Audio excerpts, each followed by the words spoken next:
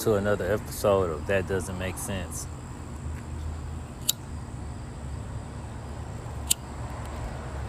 So, I'm outside.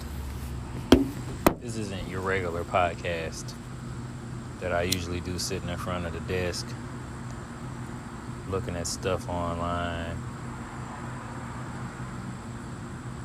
I wanted to do something different.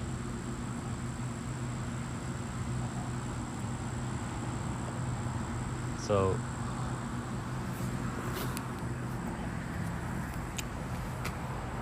today I wanted to talk about something that went on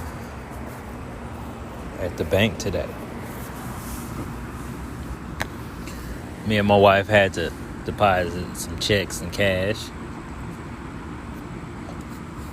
And because our son got a job and he makes money.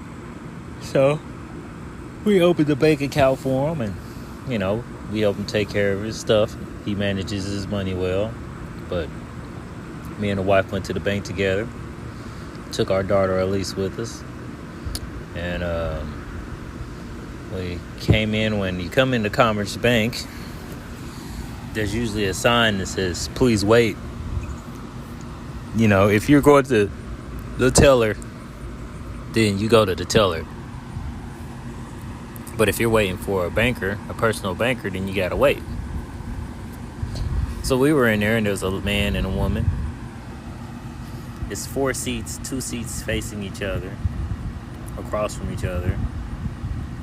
And one man was sitting facing one seat, and the other woman was sitting on the opposite side of him, facing the other seat, but facing him, but facing the other seat. Like she was directly in front of the seat, but he was on the other side. So me and the wife sit there and we wait for maybe like a minute, and the banker comes up to us. Take it that there's like another person there, and I think he was being helped, and then there was a time where he wasn't being helped anymore. So we were just waiting. One banker walked up to us and said, "How may I help you?" And we told him what we wanted, and we headed. Actually, we were headed to the seat because I assumed that the people in front of me were going to get handled first. Well, as we were walking to the seats, we didn't even get to the seats. As soon as the lady turned around, the black lady got a little upset because she felt like she wasn't acknowledged. So she kind of, I felt like she was justified. She's like, "Oh, I've been sitting here for the longest and nobody's came to help me or this gentleman." So me and my wife automatically were like, "Okay, well, we'll just go and sit down because we're not next." Well, the lady got upset and was voicing her opinion further, and felt like she's being ignored, felt like she wasn't being handled a certain way, and so she said, "Well, no, help them. You were going to help them first." So, I sat there because I didn't want to get into that. I knew where she was going, but me, I see things in a different view than other people. So, and I'll get into that in a second. So the lady sat there, said, "Yeah, she came in, basically, and you helped her, so help them. So, she made a comment to where the fact that my wife is white, to where, she see a white face, and we instantly help her, and she saw a white face, went instantly to help her, and didn't want to help the black folks, which I thought was weird because I'm black. I might be with a white woman, but I'm black. I might be married to her, but I know I'm a black man. I know. So, well, my wife was like, no, you go ahead. I don't want to, my wife's like, really, she don't want to. I'm quiet. I'm staring at the two women talking because I'm trying to get an understanding of what's going on. Like, I'm processing, but a part of me isn't understanding what is going on. So, sorry, I'm yawning. I'm tired. It was kind of a draining little incident. I don't like stuff like that. People can be draining, and I realize how draining they are when they do stuff like that. And that's one of the examples. But so basically, she turned this situation into a race thing and made the lady feel really sad and bad. And she was so apologetic, and the lady didn't want to hear it. She just kept telling her to get worse. The lady kept trying to tell her, explain to her that she wasn't being racist, and my wife just stopped her and told her to move on, basically. And so we had to do that, and I'm still processing because I was confused. Because the whole thing is, see, I look at this always, but I don't look at this in a race way because I'm a black man, and why would she go and serve her and she's with a black man? If she's racist, which is ignorance, if you're racist, then you're not going to want to see a white man with a black woman, a black man with a white woman. It don't matter what ethnicity you are if you're racist, because you're ignorant, because racism is ignorance. So, I'm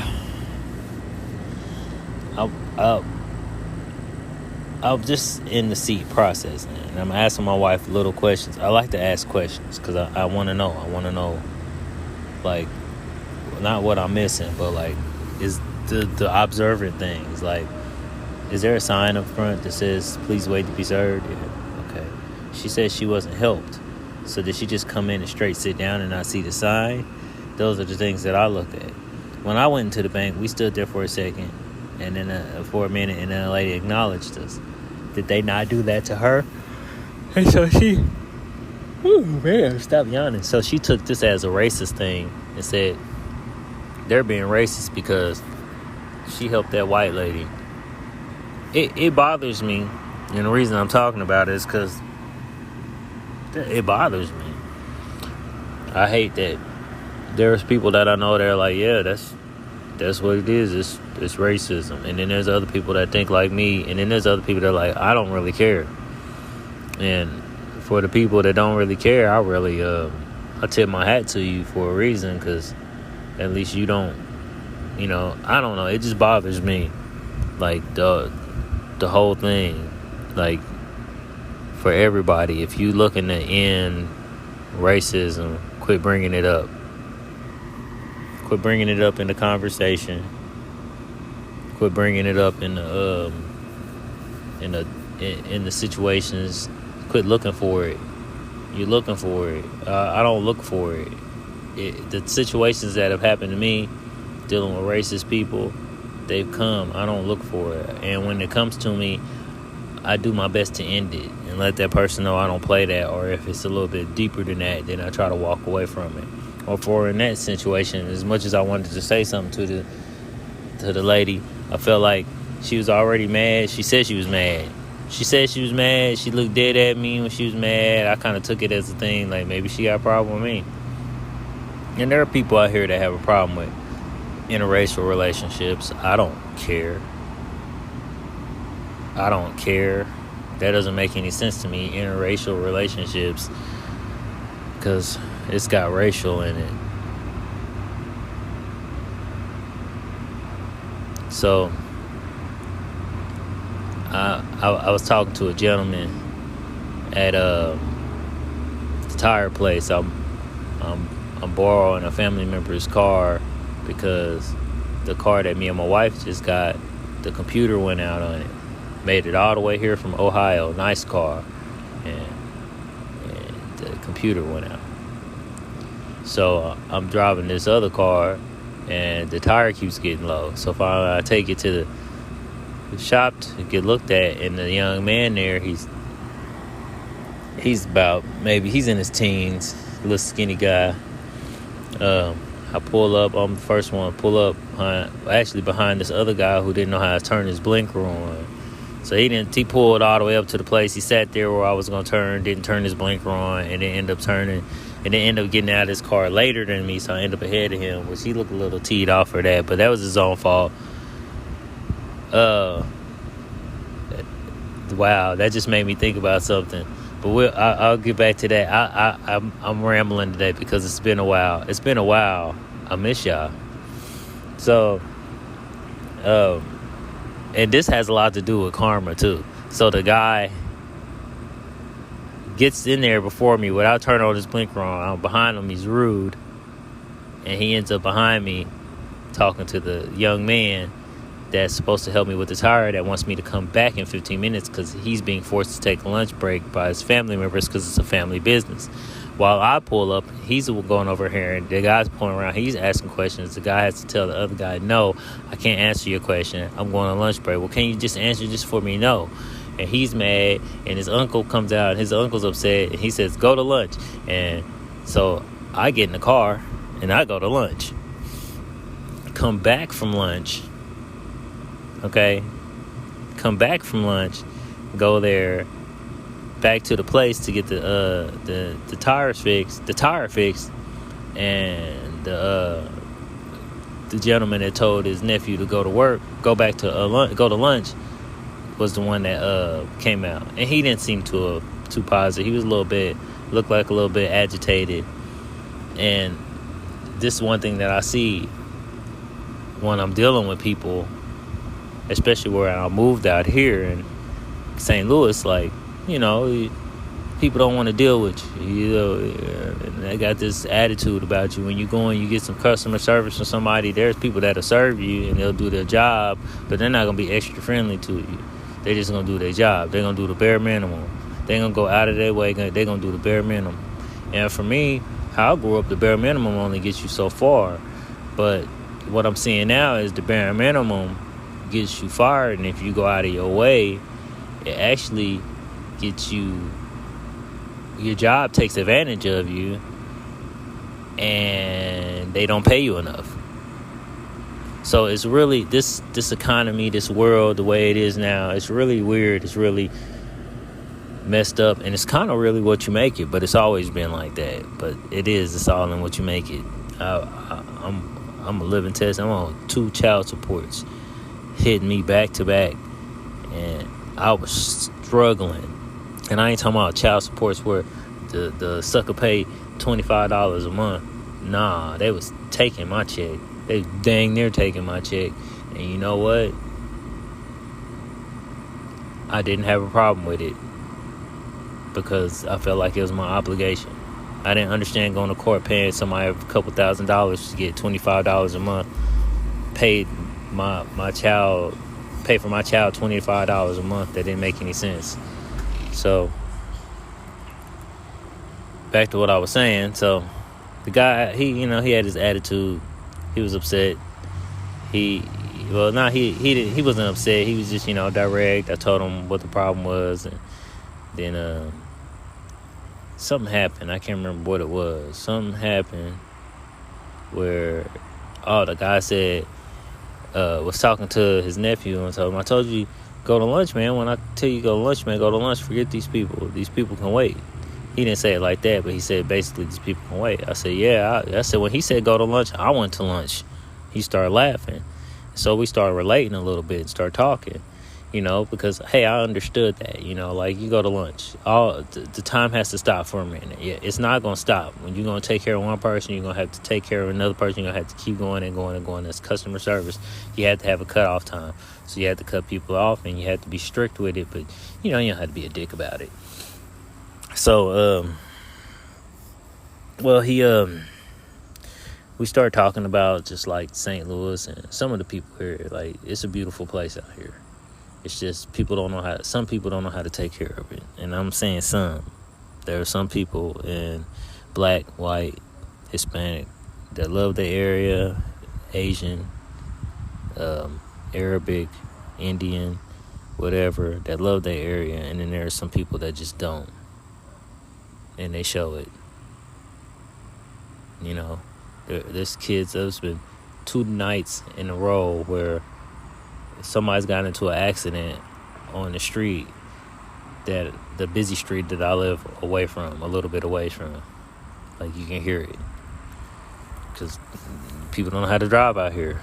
Cut you off, spin out in front of you, do all kinds of stuff. So he comes back basically and tells me my tires got a nail and a screw in it, and I just get it patched and going about my way. But the conversation initially was talking about how he came here from North Carolina, and it was different. The people were different, and everybody's angry, and it's this, and he kind of fell into a depression, and he just kind of, after a while, he built this, and you could tell, you know, he didn't say he built this outer layer, but he got adjusted to it.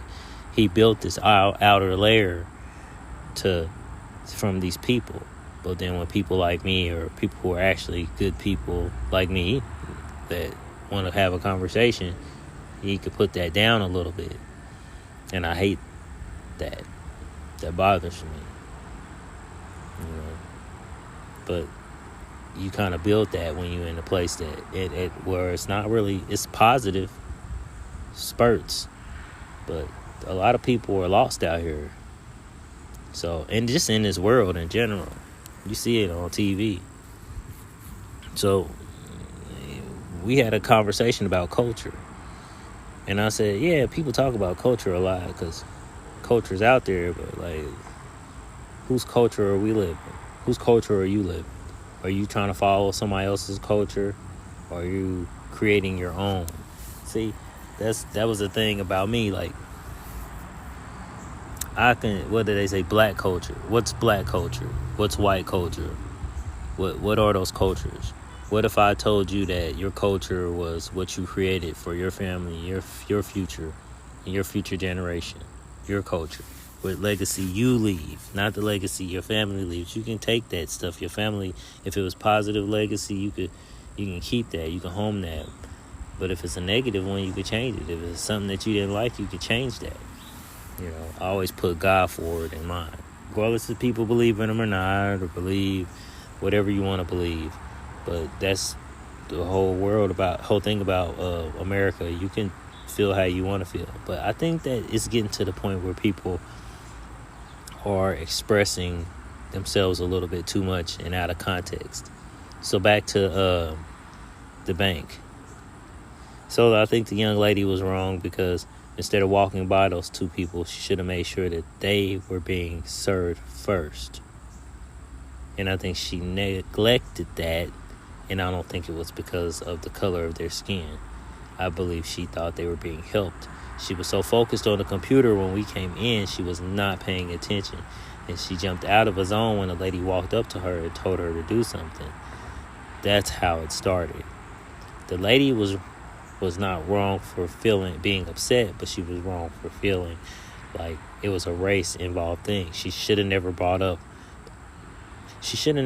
wife into it. And she did. She did when she brought up the color of the person's skin. Then I think that's dog crap. And if somebody did that to her, she'd be upset. It'd be racism. Like, when are we gonna end racism? When it stops getting put out into situations, when people stop making it a way of life. Instead of saying that lady was being neglectful because she seen a white lady come in, no, she was being neglectful because she wasn't paying attention while people were sitting there. She had a job that she was supposed to do, and she was not doing it. She was doing something else that was probably a part of her job, and she needed to focus on that and get it finished first. But the way this world is and the way patience works, it gets you nowhere. So, the conclusion of these stories, because there's a conclusion of both of these stories. So, let's go with the last one, about the man that didn't turn his blinker on. Because for me, that's the petty one. Because that was me being petty. I was upset, a little bothered by that. I don't like when people don't turn their signals on. People get in car accidents like that. And he crossed the intersection real slow. Like, genuinely slow. He didn't get helped. He got sent off. He was upset. He cursed and stuff, and I just went on and was positive. So a little bit gets you a long way. The first one. I believe in God's karma. I believe that when you do something, God's watching you, and if there's a way that something could hit you to make you see that you're doing something or you did something not right, that part where you're like, oh man, that wasn't right, in the back of your head you're like, oh man, that wasn't cool, then actually you that I believe in that. And so when the lady was dealing with us, and we were actually there because I lost my bank card again. I always do that once in a while. I'll lose it and it's somewhere in the house, but I'll find it later. But right now I lost it, so we had to get another one. So she got us that, but she couldn't cash our stuff either, so we had to go to the teller. So we got up, walked across from the people that were the husband and wife. Oh, that was the thing too. These people were, the man and the woman were husband and wife, but they weren't sitting next to each other. So when I told you they were sitting across from each other, but like X'd, you know, they weren't sitting next to each other. Like, they were, come to find out, they were a married couple, and they were trying to buy a car. And they were trying to buy a car, Mr. Nosy, for $6,000, and they needed a loan. And so they went to the bank to get that situation taken care of. And I'm just sitting there with my daughter listening. And so today is Saturday. The underwriters are not open. The underwriters are open on a Monday. So that's God's karma for me. That's God probably hitting her with a little bit of humbleness. Like, she was really rushing. She was animate. She was not only rude with the lady, but she was kind of rude with the other guy. And it's probably because he was white. She didn't care for me too much, probably because I was with a white woman, but I don't really care. Like, hey, you know, like, if you see me with my wife, I'm a happy person. I don't need you to come and tell me how you feel. I don't need you to try to give me a history lesson. I don't need you to even show your emotion towards it. You know, just mind your business. That's what you do. You know, if that was that. But I don't think it was that. But I was a little frustrated that, like I said, my wife was put in that because the lady neglected to ask the people if they needed help. And that's all she did. And that's what I chalked that up to. So me, that's my common sense thing about it. Because what I had seen in these two situations just didn't make any sense. It didn't make any sense at all. It didn't need to happen. It could have been more thought of. It's a lot of things in this world, though, that we could think a little bit more, like this TikTok thing.